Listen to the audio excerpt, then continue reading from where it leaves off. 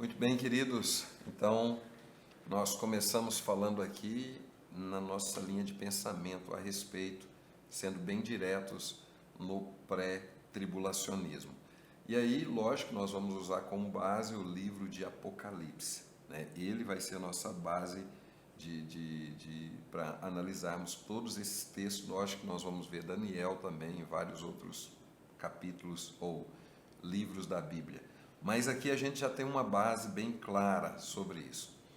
Então, todos sabem, mas eu vou repetir alguns pontos aqui que eu acredito que elucida algumas coisas também para você compreender. Quem escreve o livro de Apocalipse? Pelo Espírito Santo, o apóstolo João, aproximadamente no primeiro século, no ano de 95 depois de Cristo. Ele estava nas proximidades de Éfeso, né, conforme o registro também aqui em Apocalipse, no capítulo 1, versículo 1 a 9. Ok? Nesse tempo, João pastoreava a igreja de Éfeso e ele acabou sendo preso e levado para a ilha de Patmos, uma penitenciária localizada a 35 quilômetros de Éfeso. Ali era uma prisão romana, e nessa prisão ali eles trabalhavam como escravos, numa produção de sal ali naquela região, e toda a escória romana, ou toda a escória da sociedade que os romanos acreditavam que deveriam ser punidos, eram levados para esse lugar lá, né? Então tinha muito preso político, né? Muito preso por causa de ideologias, e João, o discípulo amado, ele é levado para lá. Por quê? Porque os romanos não acreditavam num Deus monoteísta, eles acreditavam no politeísmo, acreditavam em vários deuses diferentes, e o que João defendia era perigoso para o império, né? Então, todos os cristãos, judeus que eram acusados de atrapalhar a paz socioeconômica, política, espiritual do reino, eles eram levados para esse lugar lá. Então, na ilha de Patmos, João teve essa visão do Apocalipse. Aí nós podemos dividir o livro da seguinte maneira: Apocalipse 1,19. Escreve, pois, as coisas que viste e as coisas que são e as que hão de acontecer depois dessas. Então, nós podemos definir assim: capítulo 1, as que viste, quer dizer, então está no passado, ok?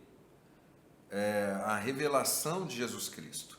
Então, escreve isso, as que viste.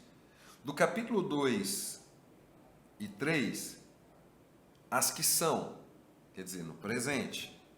Apocalipse 2, 3 é o desfecho da história da igreja. E dos capítulo 4 ao 22, as que hão de acontecer, ou seja, ligado ao futuro. Apocalipse capítulo 4, versículo 22, fala do triunfo definitivo de Cristo, ok? Então, essa divisão é importante para que você entenda que ele fala de coisas que aconteceram, coisas que estavam acontecendo e coisas que iriam acontecer, que nós estamos agora nesse desfecho aí desse processo. Então, o capítulo 1 vai apresentar Jesus Cristo glorificado. Então, demonstra ele nessa glorificação. Dos capítulos 2 e 3, o retrato histórico e profético da igreja. Do capítulo 4, o arrebatamento da igreja e o tribunal de Cristo. No capítulo 5, a tomada de posse do reino, o julgamento de Jesus homem. Dos capítulos 6 e 7, a primeira fase da grande tribulação, princípio das dores.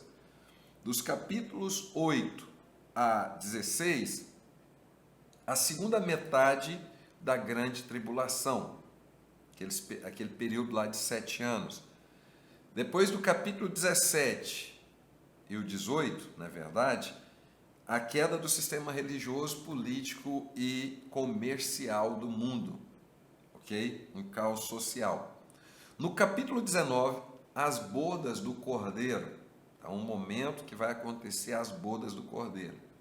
No capítulo 19 também, vamos falar sobre o Armagedon. Depois a gente vai falar um pouco mais na frente disso. Capítulo 20, milênio. No capítulo 20 também fala sobre Satanás, o momento em que Satanás vai ser solto e derrotado. E depois o juízo final. Capítulo 21 e 22, uma janela então para a eternidade. O lugar onde nós estaremos com Cristo para sempre. E precisamos nos animar com isso. Amém? Precisamos ter essa visão desse Cristo, né, dessa volta do Messias, da igreja preparada para receber esse noivo, para irmos lá para o tribunal de Cristo, depois as bodas do Cordeiro, depois o milênio e depois esse momento final, o ato final de toda a humanidade, onde nós estaremos com Cristo. Amém? Isso é muito importante para nós. Então eu dei um panorama para vocês, nós vamos trabalhar esses aspectos aí da vinda de Jesus, né, e o panorama todo do livro de Apocalipse para a gente compreender sobre a escatologia de forma bem prática. Ok?